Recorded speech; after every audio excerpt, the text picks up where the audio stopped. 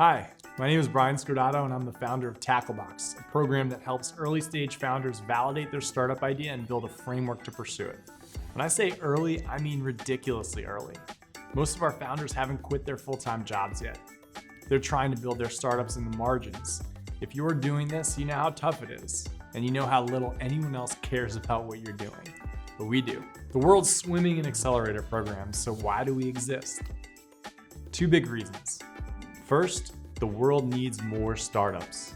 Despite what you might hear, there were 40% fewer new businesses created in 2019 than in 1970. That is ridiculous. There's never been a better time to start a company, and there's never been a better time to be an entrepreneur. Resources to build any type of business are cheap and available. Second, not only are fewer people starting startups, the people who are starting startups aren't always the people who should be. A huge chunk of founders I meet are starting a company because their lifestyle can afford it. The risk and uncertainty is fine for them. This tends to be younger people.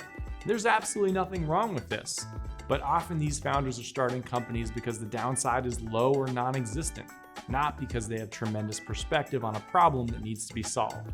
Startups need two things to succeed: a unique insight and a way to amplify that insight. It's tough to have unique insights or the network needed to amplify that insight without spending some serious time establishing yourself in the world. But by that time, you've got obligations. You've got bills, you've got a good salary, you've got a career and a job you probably like. Maybe you've got a family, and maybe you think you're too old to do it. Zuck was like 19, right? Well, researchers at Northwestern, MIT, and the US Census Bureau studied new tech companies and showed that among the fastest growing startups, the average age of a founder was 45 when the company was launched. So you've got no excuses. Tacklebox is here for the people with opportunity cost. The ones who should be starting businesses because they have a unique perspective of the world that could lead to something great, but they aren't because they can't just up and quit their job and pursue something without data points and a path. So that's what we help them do. We help you test and build your startup before making any massive time or life investments. This is the way to get more people starting new businesses, the right people. Hundreds of founders have come to the program with startup ideas since 2015, and they've left with validation and action plan around customer, messaging, acquisition channels, pricing, and growth. Our alumni have gone on to accelerator programs like Y Combinator. They've raised money from top investors, or they've built profitable companies without needing accelerators or investors. Those last ones are my favorite types of companies. First 6 months from idea to something can feel like you're alone in a pitch black room. You're stumbling around, hoping to find something that works. Tacklebox exists to turn the lights on and show you the way forward. I've been starting and advising companies for the past 13 years, and I've been running Tacklebox since 2015. We say we're here to help you navigate the tricky and counterintuitive early days, to share everything we've learned from our own startups and from the hundreds of startups we've worked with in the past. And that's definitely true. But over the past few years, I've learned what I'm really here for. I'm a surrogate co-founder for you for the 7 weeks you're part of Tacklebox, and I'm an evangelist for you and your company for the 7 years after that. Now let's pivot a bit and talk about your startup and how Tacklebox can help you. We'll start with something really uplifting. Why is your startup going to fail? Maybe this isn't the most fun thing to think about, but it's important to know so you can avoid it. Most startups fail, 95% or whatever that number is, so yours probably will too. When I ask founders this question during our application process, they rattle off things like funding, co-founders, sales, team, competition. Those are the things that'll probably keep you up at night, but at this stage, they're irrelevant. And they definitely won't be why you fail, I can promise you that. They're all symptoms of a much bigger problem. The reason your startup will fail is customer indifference, plain and simple. It is ridiculously hard to get anyone to do anything. I guarantee that whatever you do today is almost identical to what you did 7 days ago and 7 years before that. Most people's habits run deep. It's a borderline miracle you're watching this video right now. The amount of work that went into this interaction is staggering. The first step of building a successful business is understanding that customer indifference is what you're up against. It is your biggest nemesis because customers make no sense. They'll tell you they've got a problem.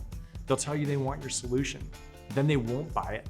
They won't even use it when you try and give it to them for free, and they won't even be able to tell you why they don't want to use it. It's always easier for customers to not do something than to do something. Customers can stay irrational longer than you can stay solvent. And humans are way better at visualizing the downside of something than they are visualizing the upside. They're more likely to see how working with you could go wrong than go right. And that's why 95% of startups fail. Not because the founders weren't smart or working on a real problem, not because they couldn't find funding or they couldn't find a CTO, because changing behavior is monumentally difficult, and the founders didn't get to the level of transparency needed with their customers before they built them something. And that, at its core, is what we do at Tacklebox. We help you build a system to get to that level of transparency, to be sure you're building a startup that's worth your time. That if you do throw yourself into something, customers will be willing to change their behavior for you, and you won't be left hanging in the breeze like the other 95% of founders. We take a counterintuitive approach at Tacklebox. You aren't searching for any customer that'll have you. You're forcing customers to come to you. We start with the mindset that people probably don't want to try anything new, because most people don't. Then we run lightweight tests and watch their behavior. We give them a chance to prove to us that they will change, that they are worth building for.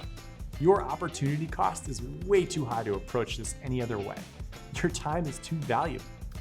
The tests are what I find interesting. The system to run tests, fast, easy, and cheap, is the thing that'll differentiate you from all other early stage founders. Tests allow us to try a whole bunch of different approaches with different tight customer segments until we land on the right beachhead market. In my dad's words, they allow us to make a toaster. My dad's like a 6'7" Italian Yoda, and I listen to him a lot. When I'm thinking about starting something new, my dad always tells me the same thing. Remember, you can make that toaster. His point isn't that I should make a toaster, it's that I need to remember that early on, the cost of changing my mind or direction is low. That it's startup suicide to tie myself to one way of solving a problem. If you're watching this, you're probably pretty early in your startup's journey. Your cost of change is low. However, as you move along, the cost of change is going to increase, both in the sense that you'll have to spend more money to make changes because cognitively, the sunk cost fallacy will kick in. And as you move, the likelihood your changes work goes down dramatically. This means how you make early directional decisions is critical. Unfortunately, nobody wants to help you make these decisions. The early stage ecosystem for startups is woefully broken. A whole bunch of folks, accelerators, angels, VCs, are really excited to help you once you've validated customer and product, but how the heck are you supposed to get there? Chris Sacca, the super famous early stage investor who bills himself as the first money in, has the investment thesis of take something that's already great and make it greater. The bar for getting your first investor is great. Feels like a pretty high bar. The worst part about the early stage support ecosystem is it paints an unrealistic picture of what a founder should be doing early on. They shouldn't be moving fast and breaking things or pitching hundreds of investors trying to raise funding.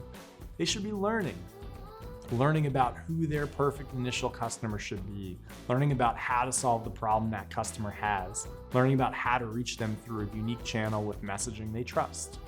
Once you do all that, then you can throw fuel on the fire with investors and accelerators and whatever else. Then it's time to grow. Startups are about learning. Companies are about growth.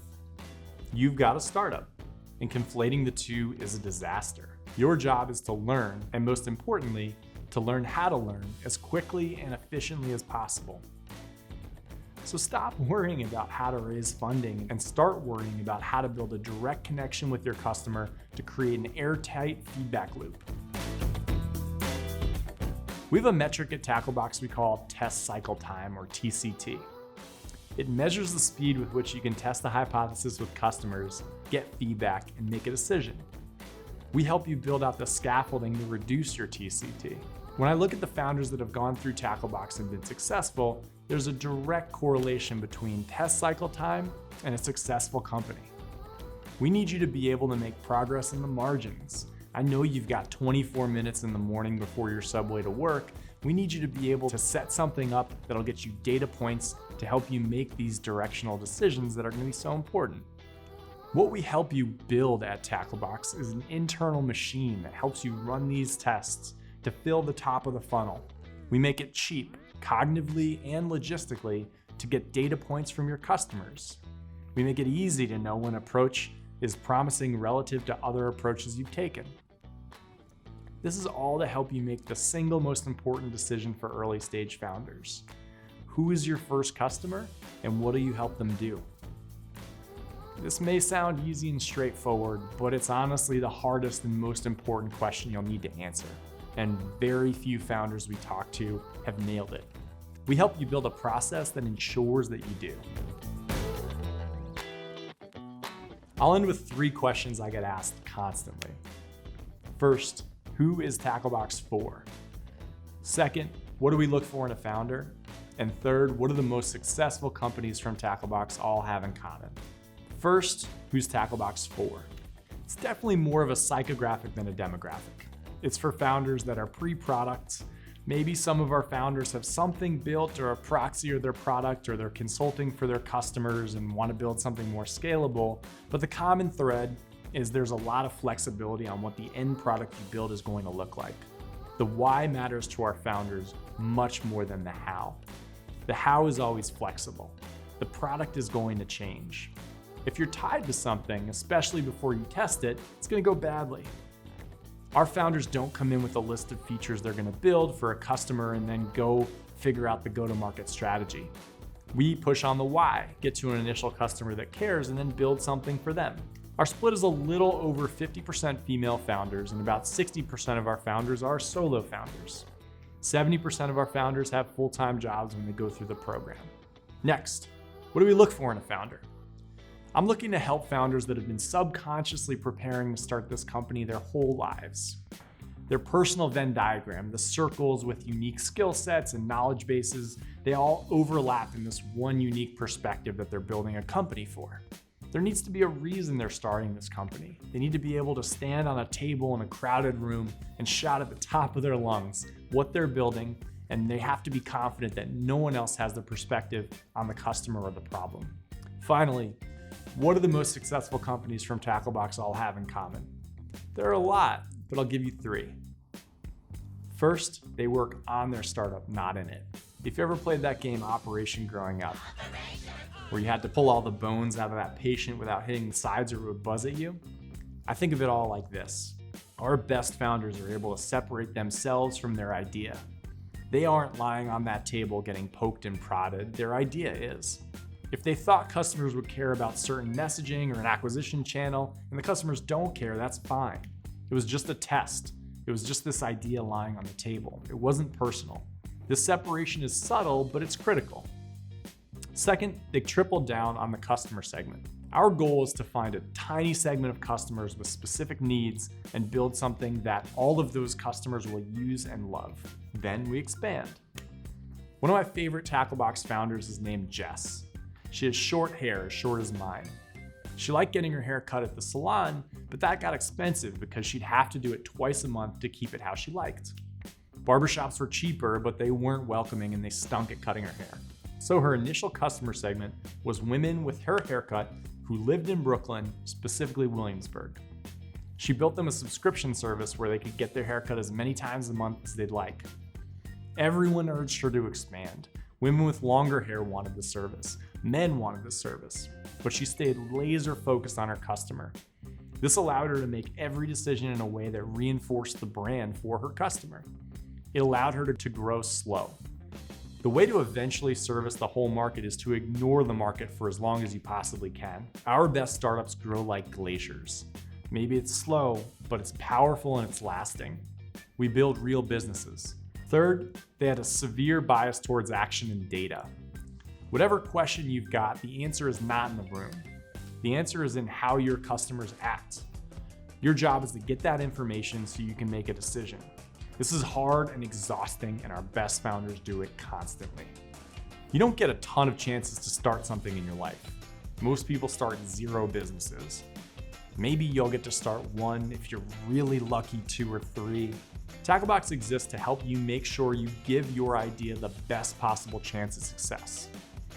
We've seen what happens when a founder with a full-time job comes to us with an idea they're obsessed with, builds the idea out, spins it up into a company with a customer and business model that makes sense. It is magical for everyone involved. So if there's an idea you think could change your life, let's give it the chance it deserves. Shoot me an email at brian@gettacklebox.com with questions, apply@gettacklebox.com, and pop your email on the site to get our first workshop on customer segmentation sent to you so you can get a head start on the most important decision you'll make, who your first customer is. I'm excited to hear what you're working on.